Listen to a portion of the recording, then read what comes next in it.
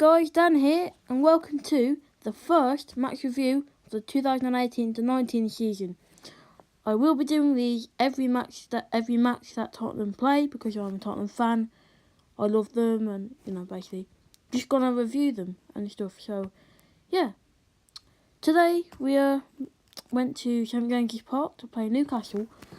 Newcastle, good team, I think, solid. Can always cause an upset if they want to, but yeah.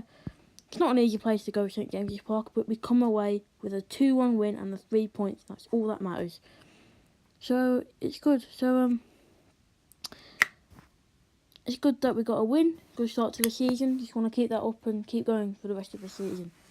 I think we were a bit lucky though, if I'm honest, to win this match. Newcastle played very well. They had some good chances that they probably should have scored. Our defending was questionable, but we'll get onto that later on in the video. But first, I want to just have a look at the starting 11 and just review that, and then we'll get on to some other stuff in the video. So this was the starting 11 for this match, just popping up on the screen now for you guys. And yeah, I think it was a pretty solid team, Obviously, not all of our first team players were there, but that's to be expected. A lot of them getting to the final weekend of the World Cup. Hugo Lloris obviously winning the World Cup with France. And he was starting today in goal. Good choice, he made some good saves. Well, he had to, didn't he? Because Newcastle made some really good chances. Probably should have scored, as I say. But yeah, Vertonghen, Dele Alli both had the third place playoff, getting to that stage in the World Cup. They both scored their first goals for the season. Vertonghen doesn't really score that many goals, but Dele Alli should be scoring a few this season. Performed well at the World Cup, obviously, and he performed well today, I think. He tried to get forward as often as he could, kind of swapping with Eriksen, but get behind Harry Kane, and he was trying to get on the end of crosses that were putting in. Unfortunately, some of the crosses weren't good quality, or we passed to Harry Kane and he didn't really do well with the ball. Harry Kane never really plays well in August, apart from maybe some good moves, some good touches once and again. Oh, now and again, I mean. Sorry. And yeah, but once we get past August, he scores very good goals, and he becomes that lethal striker we all know him to be. And he scores 30 plus goals consistently every season across all competitions. So that was good. But back onto Dele Alli, yeah, great performances. He's a good header to finish that goal off. It was a brilliant cross from Aurier. Absolutely lovely from the right back. But yeah, I think it was DeAndre Yedlin for them who was trying to mark Dele Alli. But in my opinion, I don't really think he blocked him off, shut him out that often. So the Dele Alli got forward, could create some good chances, and obviously scoring that goal. And another player I do want to mention is Aurier. He played very well, I think. Some good balls in to the box, especially the cross to Dele Alli. Oh, it was so nice. I could watch that just over and over. Just that one cross coming in from him into the box. It was lovely. He made some good movements as well, some other good crosses, good pace. Very high up the pitch, I've noticed, we play our fullbacks. They usually are pretty much next to the goal sometimes. We did it against Man United last season. Trippier getting all the way up to the pitch before crossing it in. And then obviously we could be really dangerous there. So that was good. But yeah, I think most of our squad was good. It was a good team performance, apart from our defending.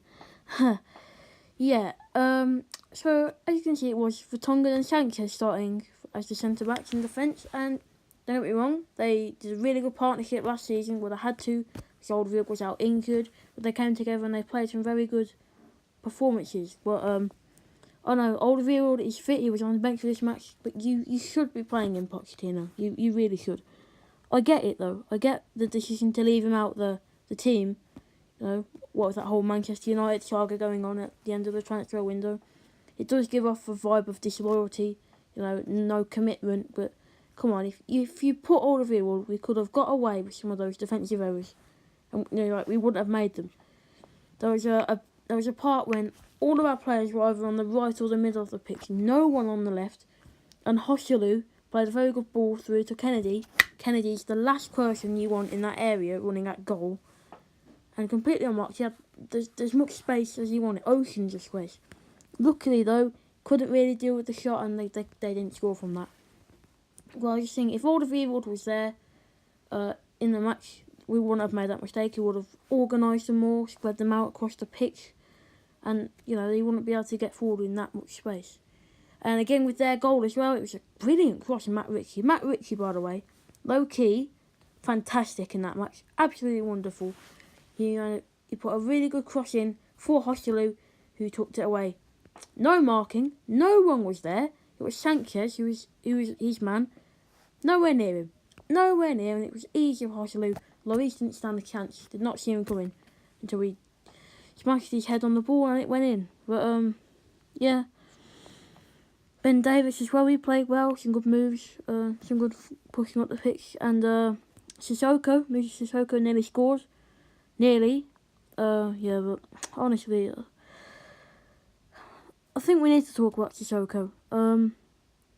He needs to go to another club. It's as simple as that. Don't get me wrong, I think he's a good player. He's very intelligent, makes some good runs and movement a lot of the time, but really for a club like us, he hasn't performed as well as we were all hoping he would. He played really well for Newcastle, but no, not here. But I think if he moves away to I'm just going to go ahead and say it, a less superior team than us. We're not a superior team because we don't win anything, but we're better than a lot of teams. I have to be honest.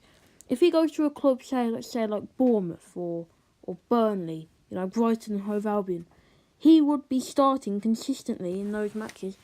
They will get the best out of him. He will play as well as he did for Newcastle. But at a club like us, the way we play, the players we have, he's not good enough. He really isn't. But yeah, if he moves to a team, he'll probably sell him in January, maybe the next transfer window, where we can actually do some business. Not very happy about not doing any business, I can tell you that for nothing. But yeah, and Harry Kane, let's talk about him as well. Obviously, we all know Harry Kane, Golden Boot winner at the World Cup, fantastic performances. I know he scored a lot of penalties, but come on, they're still goals, right? It takes a lot of skill to hit a penalty that nice in the top corner, twice as well. But yeah, the August curse still going on. Will it ever leave? We'll have to wait and see. So all in all then, a good team performance. We got 3 points and that's all that really counts.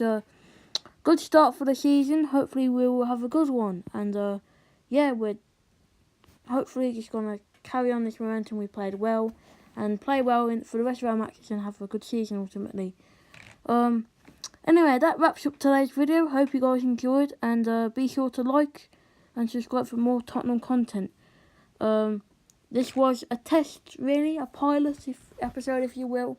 I will be doing them all anyway, but this is just basically a look into how things might pan out for the foreseeable future. It's a long season ahead of us, but hopefully it'll be good. So, as I say, don't forget to like and subscribe for more Tottenham content, and I will see you in the next one. Come on, you Spurs.